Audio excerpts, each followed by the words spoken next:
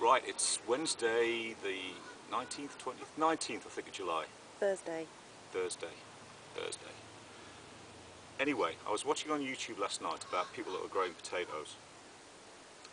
And I was looking at how much yield everyone had got. Although these are doing really well, fabulous. There was a guy in America, I don't think he was a professional gardener or anything. Anyway, what he'd done is he buried a potato in his front lawn, and then he put a big pot on the top, about this big, and every time the potatoes started to appear, the leaves, he just threw more soil on it, and kept doing that until it filled the whole pot.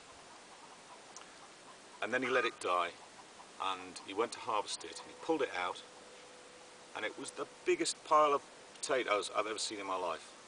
So this one, if I can find a pot, is going to be the experiment, because it seems to be on its own. So we're going to have a go at that and see what happens. What have I done today? Dug some of the weeds out, made the path a bit flatter, not a lot. The cucumbers are going really well. We've got a lot of flowers on in here. Courgettes, sorry, doing really well. Now here, in these radishes, which are really starting to perk up because it's been quite sunny today, I thought I'd thin them out, but I got a bit too enthusiastic. But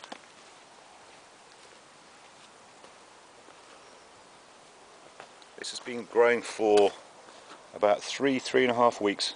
We've actually grown something, a very small radish. So that's pretty cool.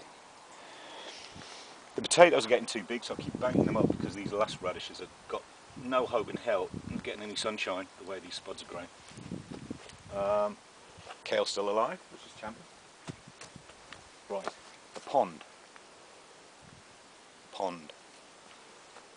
A pond is kind of like, I found a lot of stones here going around in a circle. And I've done what I said I would never do, having dug up so much plastic. I've actually filled the pond in with just a load of weeds, and I've cut a bit of that original ground sheet up and put it on here and banked it up and put some stones on it to hold the weeds down. Put some peas in that pot. If they grow, which I doubt, but if they do, we'll train them up here. But next year we'll have some, I don't know, some flowers and things in pots probably, and try and cover this area up with pebbles so you can't see the ground sheet. We're doing the same thing over here on our seating area. From now on, when we're weeding, we'll put the pebbles in this bucket, and hopefully we'll have a nice area. Now, a really sweet thing happened today. I opened the post this morning and I had a letter from someone that's been viewing the videos. Having made us all laugh so much last night with Allotment Nightmare, we saw these and thought of you both in all that mud. Love from Deb, Lucy and Jack. And they've sent us these, which is brilliant. Some carrots, some onions, and some long white radish. We haven't got any long white radish, so we're going to plant those, hopefully, maybe tonight. Talking of radishes here, this one, definitely got to thin those out because they're growing ever so quickly, because I just threw the last of the seeds in there. So tonight, hopefully, what we're going to do, let's put some more plastic on here to cover the rest of this pond. Dig out this bed.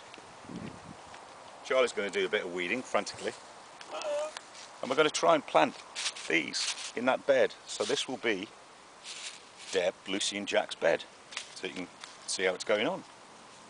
Also tonight, hopefully,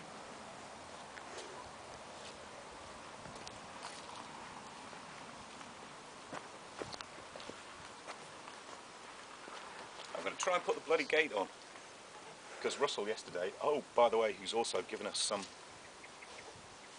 today, some turnips, sweet turnips, and he saw a rabbit about yesterday chewing some of his allotment over there, So I'm going to try and get this gate on. And the last thing to say is the last few potatoes we planted in here are coming up already. That's only, as far as I can remember, about 2.5 weeks, something like that. So,